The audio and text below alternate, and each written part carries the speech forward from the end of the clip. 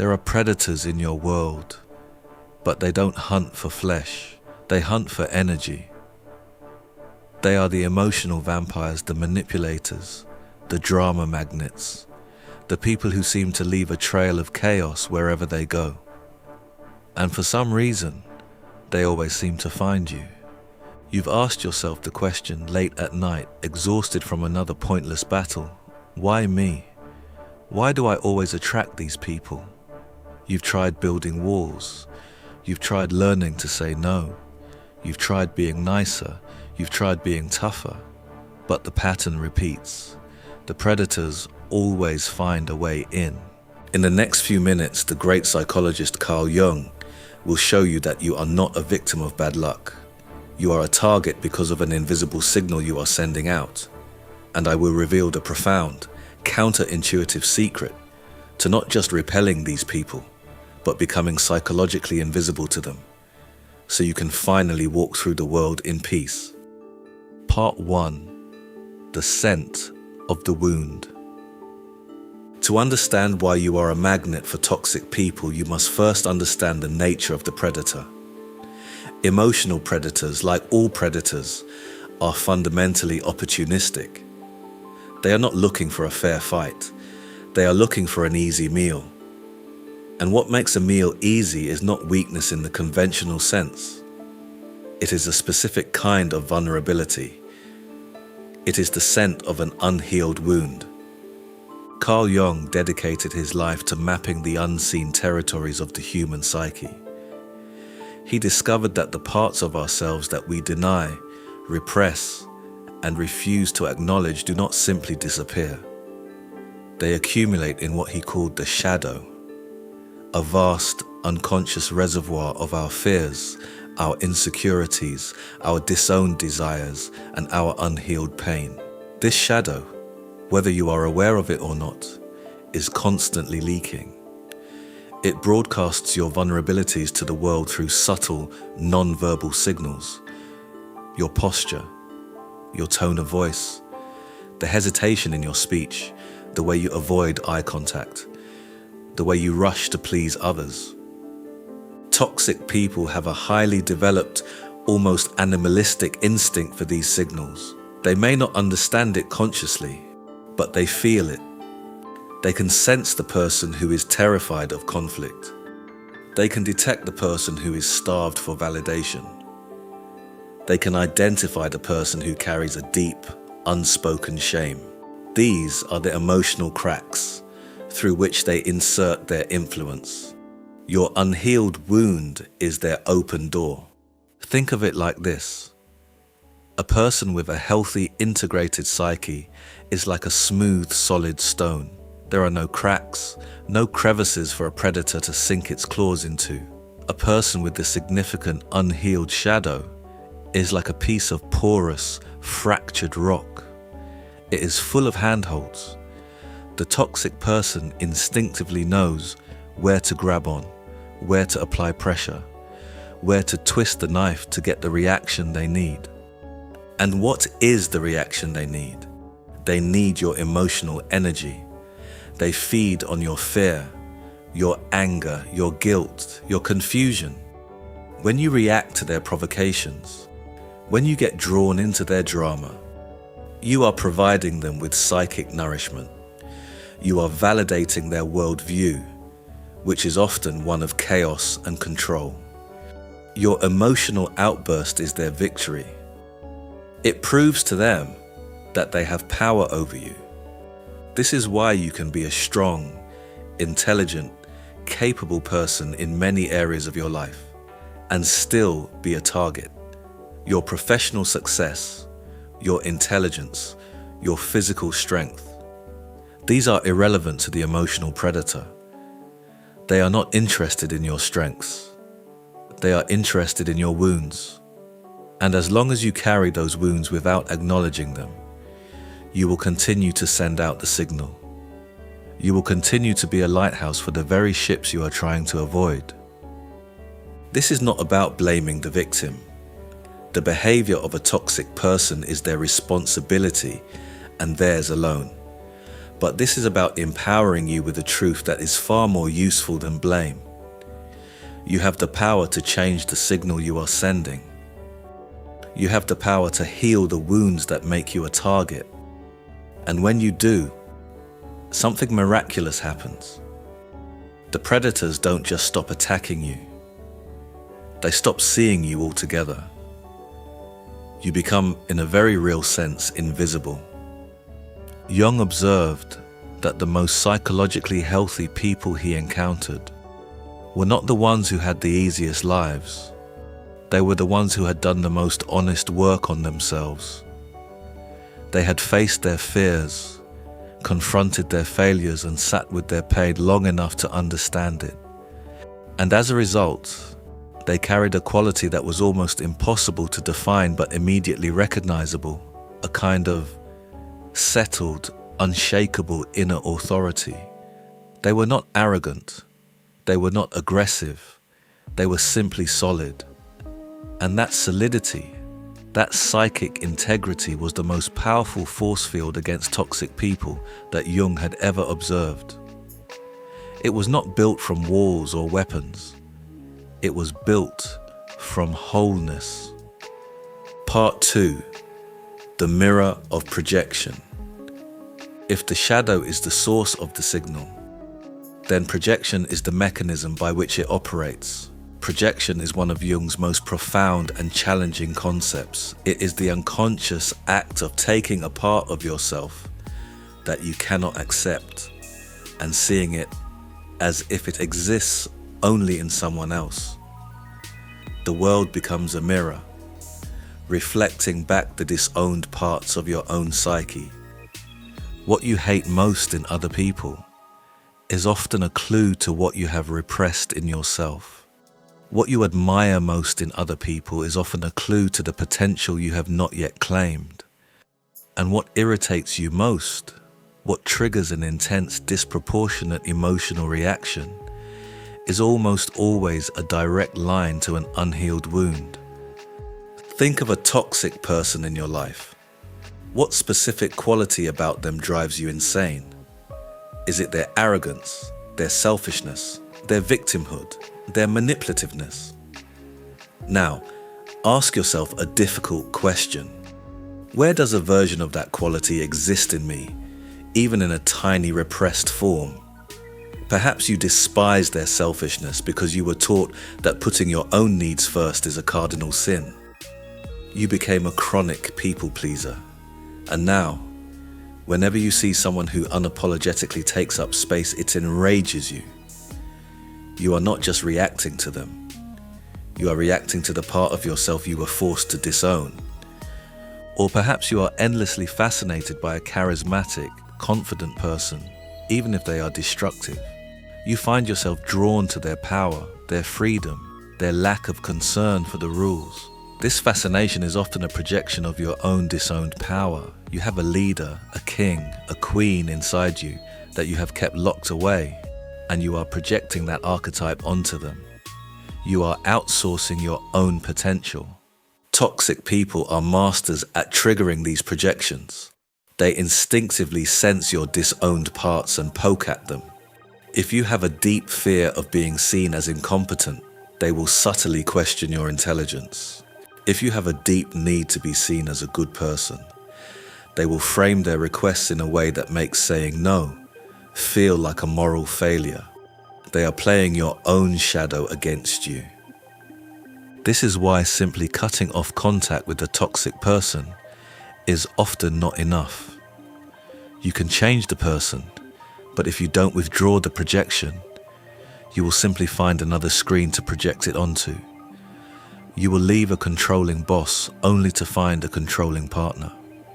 You will escape a manipulative friend only to attract a manipulative colleague. The pattern repeats because the source of the pattern is not outside you. It is inside you. Jung called this phenomenon the repetition compulsion, the unconscious drive to recreate familiar emotional dynamics, even painful ones because they feel known. The psyche, in its strange wisdom, keeps recreating the wound in the hope that this time you will finally heal it. Every toxic person who reappears in a new form in your life is, in a very real sense, an invitation. An invitation to finally look inward and ask the question you have been avoiding. What is this pattern trying to show me about myself? This is not a comfortable question, but it is the only question that leads to genuine freedom. Withdrawing your projections is the beginning of true psychic freedom. It is the act of taking back your power from the world. It starts with radical self-honesty. When you feel that intense emotional charge towards someone, whether it's anger, fascination, or disgust, you must learn to pause. And instead of reacting outward, you must ask inward. What part of me is this person reflecting? What is this situation trying to teach me about my own shadow? This is not easy work. It is painful to admit that the source of your greatest irritation might be a mirror, not a window. It requires you to take responsibility for your own emotional reactions, even when the other person is behaving badly. But it is the only way to break the cycle. When you start to see your projections for what they are, you stop feeding the drama. The hooks that toxic people use to catch you simply stop working. They throw out the bait, but you no longer bite. You see the game and you refuse to play. Part 3. The fortress of internal boundaries. Once you begin to withdraw your projections, the next critical step is to build your defenses, but not the kind of defenses most people think of. Not walls of anger, not moats of avoidance. The most powerful defense against toxic people is not external, it is internal. It is the development of what Jung would call psychic integrity, built upon a foundation of unshakable internal boundaries. Most people confuse boundaries with learning to say no. But saying no is just the outermost layer. It is the final, audible expression of a much deeper silent conviction. True boundaries are not about controlling other people's behavior. They are about mastering your own. They are about deciding, in the quiet of your own soul, what you will and will not allow into your emotional and psychological space. Toxic people do not just invade your time, they invade your mind. They do this by exploiting your unresolved needs. The need for approval, the need to be seen as kind, the need to avoid conflict, the need to be right, the need to be loved. As long as these needs are running your life from the unconscious, they are levers that anyone can pull to manipulate you. Consider the fear of rejection. For many people, this is the master wound. It was programmed into us in childhood, when our survival literally depended on the approval of our caregivers. As adults, this fear can manifest as a compulsive need to please. We become terrified of disappointing others. A toxic person can smell this fear from a mile away. They know that all they have to do is threaten to withdraw their approval. With a cold tone, a dismissive look, a period of punitive silence, and you will scramble to fix the situation. You will apologize when you have done nothing wrong. You will over-explain yourself. You will abandon your own needs to soothe their manufactured displeasure. In that moment, they own you. An internal boundary is the deep, embodied knowing that you do not need anyone's approval to be whole. It is the understanding that your worth is not up for negotiation. It is the willingness to be misunderstood, to be disliked, even to be abandoned, in the service of staying true to yourself. This is not an aggressive stance. It is a solid one. It is the quiet power of a mountain that does not need to shout to prove its existence. Building this internal fortress requires you to do the work of healing those underlying needs. It means learning to give yourself the approval you are so desperately seeking from others. It means developing a source of self-worth that is independent of external validation. This can involve practices like journaling, meditation, therapy, and spending time in nature. Anything that connects you to a deeper, more stable sense of self. When your internal boundaries are strong, your external boundaries become almost effortless. Saying no is no longer a terrifying act of potential rejection. It is a simple statement of fact. It is a calm declaration of where your property line begins. You no longer feel the need to justify, argue, or defend your position. No becomes a complete sentence. And this is what makes you so profoundly uninteresting to an emotional predator. They are looking for a reaction. They are looking for a fight. They are looking for the emotional drama that feeds them. When they encounter the calm, solid, unshakable presence of someone with strong internal boundaries, they have nothing to work with. It is like trying to argue with a tree. They quickly lose interest and move on to find an easier target. There is also a practical dimension to this that is worth understanding. Toxic people rely heavily on a tactic that psychologists call emotional flooding, the deliberate escalation of emotional intensity to overwhelm your rational mind and force a reactive response. They know that when you are flooded, when your nervous system is in a state of high arousal, your prefrontal cortex goes offline and your limbic system takes over. In that state, you are not thinking clearly. You are reacting from your wounds, not responding from your wisdom. The antidote is not to become emotionally numb. It is to develop what the Stoics called equanimity, the ability to remain grounded and present in the face of emotional turbulence, to feel the storm without becoming the storm. This is a skill that can be cultivated through consistent practice. Breathwork, meditation, and somatic awareness exercises all train your nervous system to remain regulated under pressure. And a regulated nervous system is a toxic person's worst nightmare. Part 4. The alchemy of shadow integration. We have arrived at the heart of the matter. Recognizing your wounds, withdrawing your projections, and building internal boundaries are all essential steps. But the final transformative act is what Jung called integration. This is the conscious, courageous process of turning towards your shadow, not with judgment, but with curiosity and compassion, and reclaiming the lost parts of yourself. This is the alchemical work that turns the lead of your pain into the gold of your power. Integration is not about eliminating the shadow. That is impossible. The shadow is a natural, necessary part of a whole human being. Integration is about bringing the shadow into consciousness. It is about making friends with your own demons.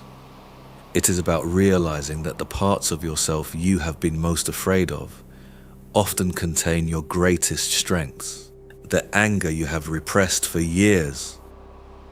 It contains the energy you need to set powerful boundaries and protect what you love, the fear you have been running from. It contains the wisdom to know what is truly dangerous and what is not, the selfishness you have been taught to despise. It contains the key to honoring your own needs and filling your own cup, so you have something real to give to others. The part of you that wants to be seen and heard. It contains your voice, your message, your unique contribution to the world. For decades, you have been at war with these parts of yourself.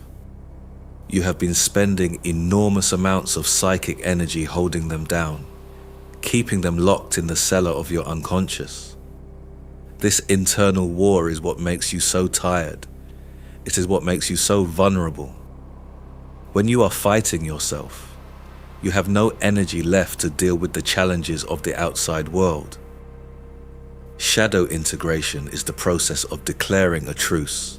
It is a journey into the cellar, not to kill the monsters, but to listen to them, to ask them what they want, what they fear, what they have been trying to tell you all these years, This can be done through various methods.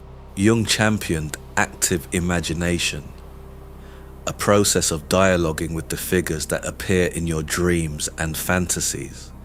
Journaling is another powerful tool, allowing you to give voice to the thoughts and feelings you would never dare to speak aloud. Therapy, particularly with a Jungian-oriented therapist, can provide a safe container for this deep, exploratory work. The process is not always pleasant. It will require you to face aspects of yourself that you find shameful or ugly. It will require you to feel the pain of old wounds. But on the other side of that discomfort lies a prize of incalculable worth: wholeness, psychic integrity. One of the most practical entry points into shadow work is through your strongest emotional reactions. Jung called these complexes, emotionally charged clusters of memory and association that live in the unconscious and can hijack your behavior in an instant.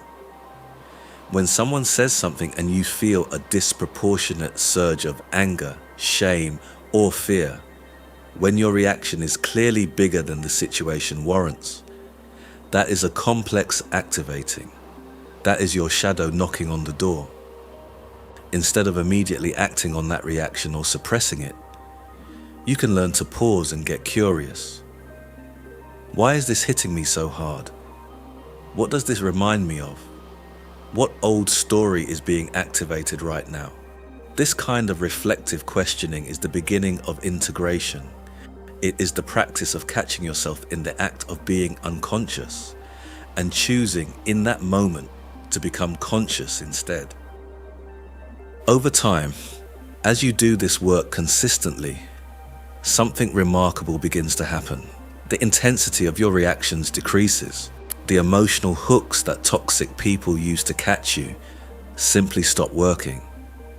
Not because you have become numb, but because you have become whole. You have reclaimed the parts of yourself that were being exploited. And without those open wounds, without those unacknowledged needs, you are no longer a viable target. You become, in the truest sense of the word, free. When you integrate a piece of your shadow, you are no longer controlled by it. You are no longer afraid of it. You have brought it into the light of your consciousness, and in doing so, you have transformed it from an enemy into an ally. The energy that was once used to repress it is now available to you. You become more powerful, more authentic, more alive. And this is the ultimate repellent for toxic people. They are drawn to the scent of repression, the smell of the unlived life. When they encounter someone who is on the path of integration, someone who is not afraid of their own darkness, they are deeply unsettled. Your wholeness is a mirror that reflects their own fragmentation. Your self-acceptance highlights their own self-rejection. Your inner peace is a silent judgment on their addiction to drama. They will call you boring. They will call you cold. They will call you arrogant. And then they will leave you alone. Because you no longer have anything they need. Let's bring this home. You came into this video feeling like a target, a magnet for the emotional predators of the world. You believed the problem was out there, in them. You now know the truth. The secret to becoming psychologically inaccessible is not an external battle. It is an internal journey. It is the sacred work of integrating your own shadow. Your unhealed wounds have been sending out a signal, a scent that attracts those who feed on pain. Your projections have been turning the world into a mirror of your own disowned parts. Your lack of internal boundaries has left the doors to your mind wide open.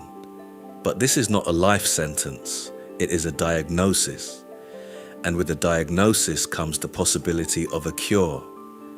The cure is to turn inward, to face the parts of yourself you have been running from, to reclaim the anger, the fear, the power, and the passion that you have kept locked away. This is the path to wholeness, and it is a path that no toxic person can follow. If this message hit home, if you are ready to stop fighting the world and start healing yourself, then right now, in the comments type, "I welcome my shadow." Not for me, for you. Let it be a declaration of peace in the war against yourself, a commitment to becoming whole. And if this video gave you something real, please like it, share it with someone who needs to hear it, and subscribe to Wise Daily. Every video on this channel is built to give you one thing: the philosophical tools to live with more power, more clarity, and more intention. We'll see you in the next one.